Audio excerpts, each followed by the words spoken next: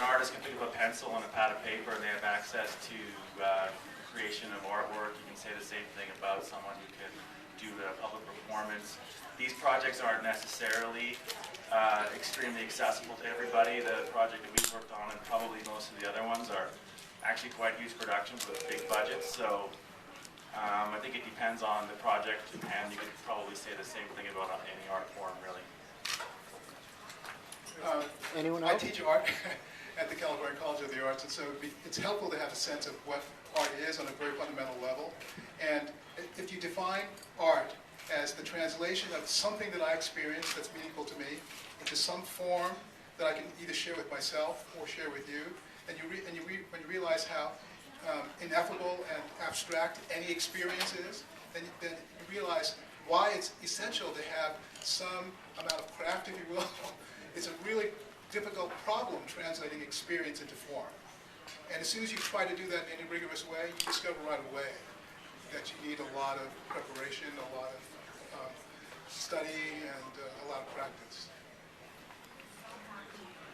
One of the things that I find fascinating about this whole transmedia, the emergence of this as a form, and a convergence of a lot of forms, is that we had this YouTube phenomenon where everybody could just post whatever they wanted onto the internet. You had a lot of, crap, and you had these brilliant, nuggets of compelling content. One of the things that I find interesting about this group of artists and artists that are emerging out of this transmedia is that there is a world, that the artistry is not necessarily just what I'm presenting and that's static and you have to respond how you want to respond to it, but I'm also crafting a world that you now can enter in and become engaged and help collaborate with me on. But there's still some craftsmanship in how do you establish a world with certain rules and boundaries that people can play within, so you still have transcendent experiences, so you still have cathartic experiences. At the Transmedia Lab at New Frontier in October, we had a game developer talk to us about a moment in playing a game where he cried, where he actually had this cathartic experience in relation to the characters that were in the screen. And I think that, to me, took a leap of just entertainment, but something that's going to actually do what art does, that makes it distinct.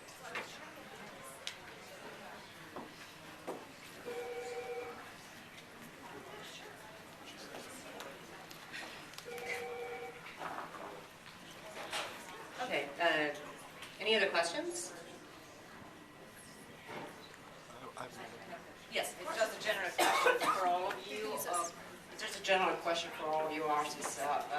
It's a question about Marina Abramovic, because obviously we are going to see the film tonight, so I was just wondering how much was your inspiration about working, what you do right now, and connecting with her act, because obviously she's been doing this for 40 years.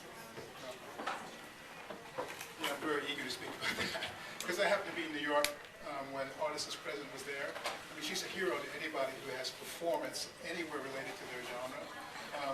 Her courage and the rigor and integrity of what she does is really profound. But there's also, I think, a spiritual message that transmits through her work to any person. It isn't just something that artists respect. I mean, she's really about what it means to really be honest and present.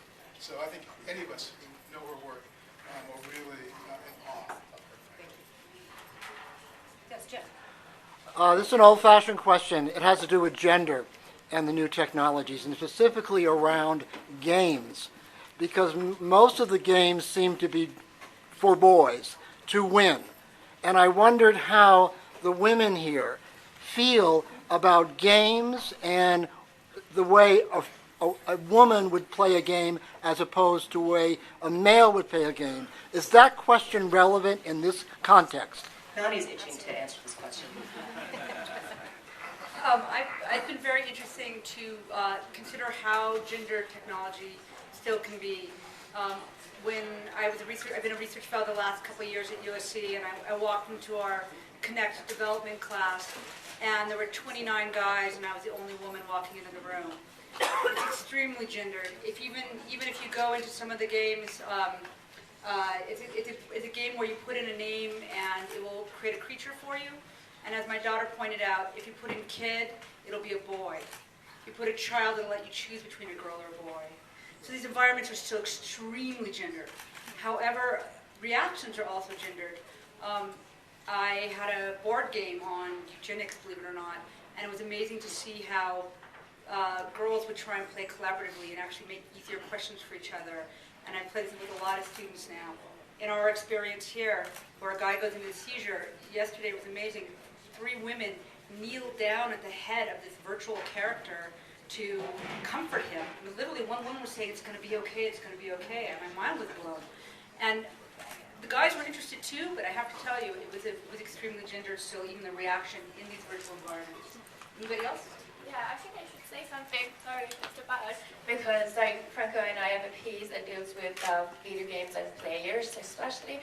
And every time I have to say something about this work, like the first question is like, "Oh, how much do you like playing video games every day?" And I'm like, "Oh, I really don't play video games. I just work inside video games, or just like play them when I'm doing a piece of art."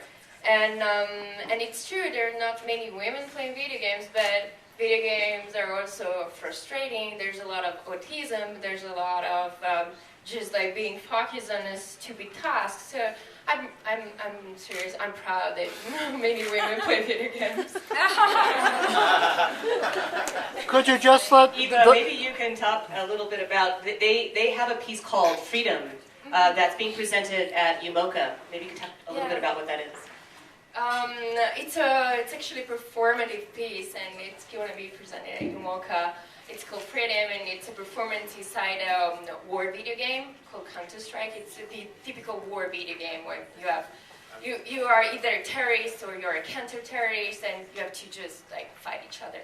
In this live performance, I was one of the characters, and I was just telling the other players not to kill me, not to shoot me, because I was trying to make an art performance.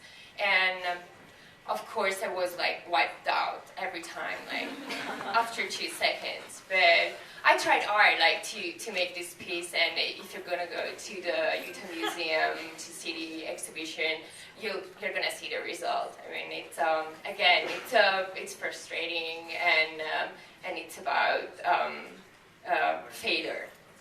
And what about the guy response? Guy's response to gaming?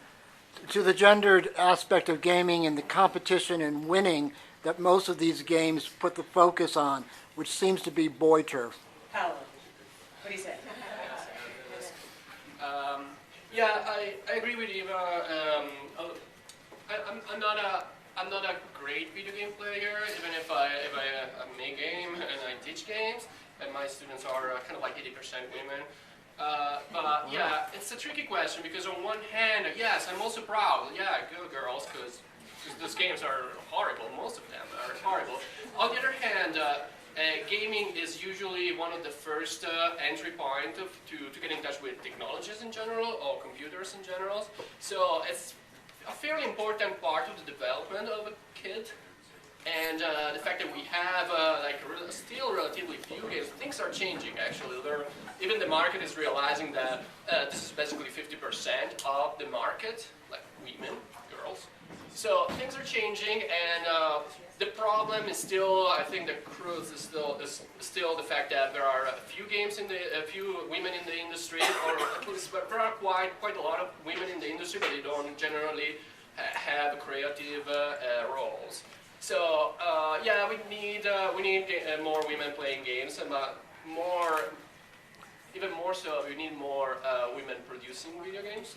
And I think by basically changing the kind of like the modes of production, also the products and the representation of women within the games will change. And also like this focus on competition.